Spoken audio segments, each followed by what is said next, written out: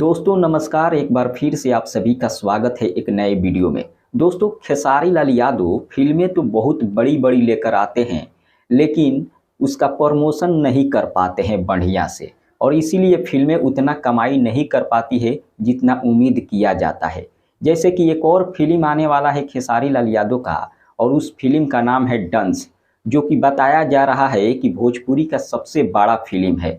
और अभी तक भोजपुरी इंडस्ट्री में इतना बड़ा फिल्म नहीं बना है, और इतने बड़े लेवल का भी फिल्म अभी तक भोजपुरी इंडस्ट्री में नहीं बनाया गया है। लेकिन खेसारी लाल यादव का ये डंस फिल्म जो कि काफ़ी हाई लेवल का है और काफ़ी महंगे बजट में बनाया गया है, लेकिन ये फिल्म तो रिलीज होने वाला है, लेकिन इसका जो प्रमोशन का काम है बहुत धीमा है। जिस लेवल का फिल्म है उस लेवल का प्रमोशन अभी तक नहीं किया जा रहा है, और अभी तक कई सारा डेट बदल दिया गया है रिलीज को लेकर। लेकिन जो भी हो, जब भी इस फिल्म को रिलीज किया जाए उसका प्रमोशन अच्छे से किया जाए, क्योंकि भोजपुरी का सबसे बड़ा फिल्म है और सबसे ज़्यादा पैसा लगाकर इस फिल्म को बनाया गया है।